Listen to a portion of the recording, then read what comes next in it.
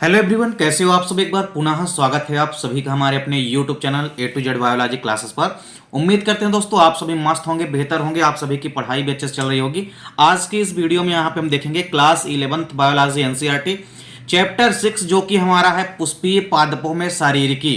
तो पुष्पीय पादपों में शारीरिकी यानी कि एनाटॉमी ऑफ फ्लावरिंग प्लांट, ये हमारा चैप्टर है और इसके जितने भी वस्तुनिष्ठ प्रश्न हैं यानी जितने भी ऑब्जेक्टिव क्वेश्चन आंसर हैं वो हम आपको आज के इस वीडियो में कराने वाले हैं। तो चलिए सीधे वीडियो को स्टार्ट करते हैं। पहला क्वेश्चन है पार्श्व कैम्बियम के उदाहरण हैं। तो निम्न में से आपको बताना है कि पार्श्व कैम्बियम किसमें पाई जाती है। तो इसका राइट आंसर क्या हो जाएगा, उपरोक्त सभी। तो देखिए जो पार्श्व कैम्बियम होती है यहाँ पे ऑप्शन नंबर डी क्या हो जाएगा, करेक्ट हो जाएगा। तो जो पार्श्व कैम्बियम होती है ये पूलीय कैम्बियम में भी पाई जाती है, अंतरपूलीय कैम्बियम में भी पाई जाती है और कार्क कैम्बियम में भी पाई जाती है। तो आपको याद रखना है कि पार्श्व कैम्बियम किसमें पाई जाती है, उपरोक्त सभी। दूसरा क्वेश्चन है, देखिए पौधे की जो जड़ें होती है, पौधे की जड़ों से जल तथा खनिज लवणों का जो परिवहन होता है वो किस ऊतक के द्वारा होता है। तो देखिए मुख्य रूप से दो प्रकार के जटिल ऊतक होते हैं जिसमें से एक है जाइलम और दूसरा है फ्लोएम। तो यदि पूछे आपसे कि जल एवं खनिज लवणों का परिवहन, तो जल और खनिज लवणों का परिवहन जाइलम। वहीं यदि आपसे पूछे कि भोजन का परिवहन कौन करता है तो आपको याद रखना है फ्लोएम। तो यहाँ पे पूछा गया है कि जड़ों से जल तथा खनिज लवणों का परिवहन किस ऊतक द्वारा होता है। तो राइट आंसर क्या हो जाएगा, जाइलम ऊतक, यानी ऑप्शन नंबर ए यहाँ पे क्या हो जाएगा, करेक्ट हो जाएगा। अगला क्वेश्चन है जाइलम के भाग हैं। पहला नंबर है वाहिनिकी, दूसरा है वाहिका, तीसरा है पैरेन्काइमा और चौथा है ये सभी। तो देखिए जाइलम के ये सभी ही भाग हैं, वाहिनिकी भी जाइलम का भाग है, वाहिका भी है और पैरेन्काइमा भी। तो यहाँ पे हो जाएगा ऑप्शन नंबर डी, उपरोक्त सभी यहाँ पे राइट आंसर हो जाएगा। अगला क्वेश्चन है फ्लोएम के भाग हैं। तो पहला दिया है वाहिनिकी, पैरेन्काइमा और तंतु। तो देखिए ये सभी के सभी फ्लोएम के भाग होते हैं, तो ये सभी वाला ऑप्शन यानी कि ऑप्शन नंबर डी यहाँ पे क्या हो जाएगा, करेक्ट हो जाएगा। अगला क्वेश्चन है कि रंध्र की रचना में कौन से भाग दिखाई देते हैं। तो जब भी आप एक रंध्र या स्टोमेटा की संरचना देखते हैं उसमें कौन से भाग दिखाई देते हैं। पहला दिया है रक्षक कोशिकाएं यानी कि गार्ड सेल दिखाई देती है, दूसरा है सहायक कोशिकाएं यानी सिनर्गिड सेल दिखाई देती है और तीसरा है क्लोरोप्लास्ट। फिर इसके बाद देखेंगे ये सभी। तो देखिए रंध्र की संरचना में रक्षक कोशिकाएं भी दिखाई देती है अंदर, क्लोरोप्लास्ट तो होता ही है, साथ ही साथ सहायक कोशिकाएं भी होती है। तो यहाँ पे ऑप्शन नंबर डी सभी वाला क्या हो जाएगा, करेक्ट हो जाएगा। अगला क्वेश्चन है कि एक ऐसा संवहन मंडल क्या कहलाता है जिसमें जाइलम एवं फ्लोएम के मध्य कैम्बियम उपस्थित होता है। मतलब ऐसा संवहन मंडल जिसमें जाइलम व फ्लोएम के मध्य क्या उपस्थित होता है, कैम्बियम। तो उस प्रकार के वैस्कुलर मंडल को हम क्या कहते हैं, तो खुला संवहन मंडल कहते हैं। तो यानी जाइलम व फ्लोएम के मध्य यदि कैम्बियम उपस्थित है तो उस प्रकार के वैस्कुलर मंडल को या उस प्रकार के संवहन ऊतक को हम क्या कहते हैं, खुला संवहन ऊतक।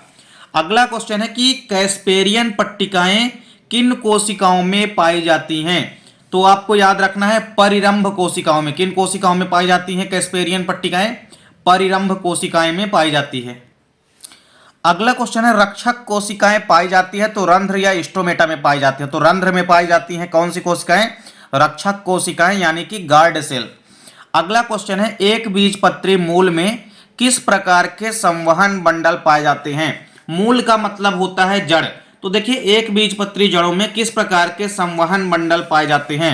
तो आपको याद रखना है बंद प्रकार के, किस प्रकार के, बंद प्रकार के संवहन मंडल पाए जाते हैं।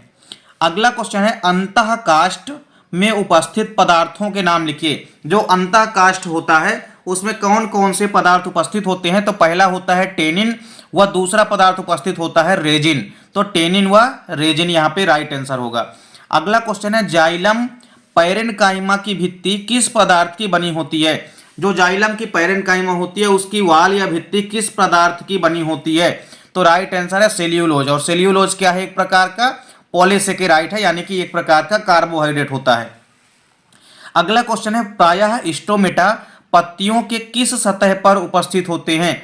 तो स्टोमेटा प्रायः निचली सतह पर उपस्थित होते हैं पत्ती की, ये आपको याद रखना है। अगला क्वेश्चन है द्वितीयक वृद्धि किसमें किसकी सक्रियता के कारण होती है। मतलब किसमें सक्रियता के कारण द्वितीयक वृद्धि या सेकेंडियम ग्रोथ होती है। तो इसका राइट आंसर होगा कैम्बियम। कैम्बियम की सक्रियता यानी एक्टिविटी के कारण ही द्वितीयक वृद्धि होती है। अगला क्वेश्चन है कि कार्टेक्स सामान्यतः किन कोशिकाओं का बना होता है। तो आपको याद रखना है पैरेन्काइमेट्स यानी पैरेन्काइमा कोशिकाओं का बना होता है। अगला क्वेश्चन है कि तने के बाह्य त्वचा पर यानी तने की जो एपिडर्मिस होती है उस पर पाए जाने वाले रोम होते हैं। तो तने की जो बाह्य त्वचा पर रोम होते हैं वो कैसे होते हैं? तो इसका राइट आंसर होगा बहुकोशिकीय यानी कि मल्टी सेलुलर होते हैं। अगला क्वेश्चन है द्वितीयक संवहनी ऊतकों का निर्माण किसमें होता है? तो ये आपको याद रखना है कैम्बियम से होता है। किससे होता है? कैम्बियम से होता है। तो द्वितीयक संवहनी ऊतक का निर्माण किससे होता है? कैम्बियम से होता है। अगला क्वेश्चन है फैलोजन, फेलोडर्म तथा फेलम का सम्मिलित नाम क्या होता है? तो इसका राइट आंसर है पेरिडर्म होता है। क्या होता है? पेरिडर्म कहते हैं। अगला क्वेश्चन है एक मोनोकाट का नाम बताइए, मतलब एक बीजपत्री पादप का नाम बताना है जिसमें द्वितीयक वृद्धि पाई जाती है। किसी एक ऐसे एक बीजपत्री पौधे का नाम बताना है जिसमें कि सेकेंडरी ग्रोथ यानी कि द्वितीयक वृद्धि पाई जाती है। तो यहाँ पे याद रखना है आपको ड्रेसीना। ड्रेसीना एक ऐसा पादप है, एक बीजपत्री पादप, जिसमें कि सेकेंडरी ग्रोथ यानी कि द्वितीयक वृद्धि पाई जाती है। अगला क्वेश्चन है द्विबीजपत्री तनों के बाहरी भाग में पाया जाने वाला काष्ठीय भाग कहलाता है। तो इसका राइट आंसर हो जाएगा रस काष्ठ। क्या कहलाता है? तो कोई भी द्विबीजपत्री यदि तना है उसके बाहरी भाग में एक काष्ठीय भाग यानी लकड़ीनुमा भाग पाया जाता है जिसे हम क्या कहते हैं? रस काष्ठ कहते हैं। अगला क्वेश्चन है तने में एपिडर्मिस के नीचे पाया जाने वाला कोलेन काइमेट्स भाग कहलाता है। तने की जो एपिडर्मिस होती है यानी जो बाह्य त्वचा होती है उसके नीचे जो पाया जाने वाला एक कोलेन काइमा युक्त भाग होता है वो क्या कहलाता है? तो हाइपोडर्मिस कहलाता है। क्या कहलाता है? हाइपोडर्मिस कहलाता है। जब आप तने की आंतरिक संरचना पढ़े होंगे तो वहां पे आप देखे होंगे कि एपिडर्मिस के नीचे वाला जो भाग होता है वो कोलेन काइमेट्स कोशिकाओं का बना होता है जिसे हम हाइपोडर्मस कहते हैं। हाइपोडर्मिस। अगला क्वेश्चन है जाइलम वेसल्स के अंदर पाई जाने वाली गुब्बारे समान संरचनाएं क्या कहलाती है? तो इसका राइट आंसर हो जाएगा टाइलोसेज। क्या कहलाती हैं? टाइलोसेज कहलाती हैं। अगला क्वेश्चन है ऐसा संवहन मंडल या ऐसा संवहन पूल जिसमें जाइलम के दोनों ओर कैम्बियम तथा फ्लोएम होते हैं। अब आपको बताना है कि ऐसा संवहन मंडल जिसमें जाइलम के दोनों ओर कैम्बियम होती है, साथ ही साथ कैम्बियम व फ्लोएम भी पाए जाते हैं। तो इस प्रकार के संवहन मंडल को हम बाइकोलेटरल कहते हैं। क्या कहते हैं? हम बाइकोलेटरल कहते हैं। अगला क्वेश्चन है द्विबीजपत्री तथा एक बीजपत्री में किस प्रकार की पत्तियां पाई जाती है? तो देखिए जो द्विबीजपत्री पादप होते हैं उनकी जो पत्तियां होती है वो कैसी होती है? पृष्ठधारी होती है यानी डार्सी वेंट्रल होती हैं। वहीं जो एक बीजपत्री पादप होते हैं उनमें समद्विपार्श्विक पत्तियां पाई जाती है। तो ये चीज आपको याद रखना है कि एक बीजपत्री में कैसी होती हैं पत्तियां? समद्विपार्श्विक होती हैं, मतलब दोनों सतह जो है क्या होती हैं? समान होती हैं। वहीं आप द्विबीजपत्री पादप में देखेंगे कि इनमें पृष्ठधारी पत्तियां पाई जाती है। फिर इसके बाद अगला क्वेश्चन है द्वितीयक वृद्धि पाई जाती है तो द्विबीजपत्री पौधों में मुख्य रूप से पाई जाती है, यानी आपको याद रखना है डाइकाट प्लांट में। तो द्विबीजपत्री पौधे हो जाएंगे इसका राइट आंसर। अगला क्वेश्चन है द्वितीयक वृद्धि से बनने वाली वह रचना जो गैसों का आदान प्रदान करती है। तो देखिए सेकेंडरी ग्रोथ के परिणाम स्वरूप यानी द्वितीयक वृद्धि के परिणाम स्वरूप बनने वाली एक ऐसी रचना जो कि गैसों का आदान प्रदान करती है उसे हम क्या कहते हैं? तो उसे हम कहते हैं वातरंध्र कहते हैं। क्या कहते हैं? वातरंध्र कहते हैं। अगला क्वेश्चन है पुष्पीय पौधों की पत्तियों के सिरों पर पाई जाने वाली विशेष रचना जिनसे पानी की बूंदों के रूप में स्त्राव होता है उसे हम क्या कहते हैं? तो हाइड्रेथोड या उसे हम जलरंध्र कहते हैं। तो पुष्पीय पादपों की जो पत्तियां होती है उनके सिरों पर पाई जाने वाली एक संरचना होती है जिससे कि पानी की बूंदों के रूप में जल की हानि होती है, उसे हम क्या कहते हैं? जलरंध्र कहते हैं। अगला क्वेश्चन है अरीय संवहन पूल किसमें पाए जाते हैं? तो ये रेडियल वैस्कुलर बंडल यानी कि अरीय संवहन पूल किसमें पाए जाते हैं? तो याद रखना है आपको कि ये केवल और केवल जड़ में पाए जाते हैं। अगला क्वेश्चन है द्विबीजपत्री जो जड़ें होती है उनमें संवहन पूल की संख्या कितनी होती है? अर्थात जो द्विबीजपत्री पादप होते हैं उनमें संवहन बंडल या संवहन पूल की संख्या कितनी होती है? तो राइट आंसर होगा 1 से 6 तक। जो द्विबीजपत्री जड़ होते हैं उनमें संवहन बंडल या संवहन पूल जो होते हैं वो 1 से लेकर के 6 तक हो सकते हैं। 1 हो सकते हैं, या तो 2 हो सकते हैं, या तो 5, या तो 6, या तो 4। तो इस प्रकार से 1 से 6 तक हो सकते हैं।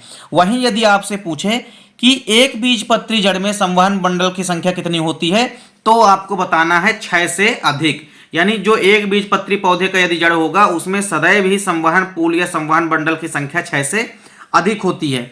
अगला क्वेश्चन है रबर छीरी कोशिका वाले पौधे का नाम लिखिए। ऐसे पौधे का नाम बताना है उसकी कोशिका का, जिसमें कि रबर क्षीरी कोशिका पाई जाती है। तो इसका राइट आंसर हो जाएगा यूफोर्बिया। यूफोर्बिया एक ऐसा पादप है जिसमें कि रबर क्षीरी कोशिकाएं पाई जाती है। अगला क्वेश्चन है, कैम्बियम की उपस्थिति वाले संवहन पूलों को क्या कहते हैं? मतलब ऐसा संवहन पूल जिसमें कैम्बियम उपस्थित होता है उसे हम क्या कहते हैं? खुला संवहन पूल या खुला संवहन मंडल। तो इसके पहले भी हमने आपको बताया है। तो कैम्बियम यदि उपस्थित है तो ऐसे संवहन मंडल को या संवहन पूल को हम क्या कहते हैं? खुला संवहन पूल या खुला वैस्कुलर बंडल। अगला क्वेश्चन है, ऐसा संवहन बंडल जिसमें जाइलम व फ्लोएम के मध्य कैम्बियम उपस्थित होता है उसे हम खुला वैस्कुलर बंडल कहते हैं। ये हमने पहले ही आपको करा दिया था। तो यहाँ पे देखिए जितने भी इंपॉर्टेंट प्रश्न हैं और उनके वस्तुनिष्ठ, आपको उम्मीद करता हूँ कि वीडियो पसंद आई होगी। और इसी प्रकार हमने चैप्टर 6 तक के, चैप्टर 5 तक के सभी इंपॉर्टेंट क्वेश्चनों की वीडियो आपको प्रोवाइड करा दी है। हर एक चैप्टर के वस्तुनिष्ठ क्वेश्चन की हमने वीडियो आपको प्रोवाइड करा दी है चैप्टर 5 तक के। अभी तक आप यदि नहीं देखे हैं तो आप प्लेलिस्ट में जा करके देख सकते हैं। उम्मीद करता हूं दोस्तों वीडियो पसंद आई होगी। दोस्तों वीडियो अच्छी लगे तो लाइक और कमेंट जरूर किया करें। साथ ही साथ दोस्तों के बीच ज्यादा से ज्यादा वीडियो को शेयर करें। मिलते हैं दोस्तों नेक्स्ट वीडियो में, तब तक के लिए जय हिंद, वंदे मातरम।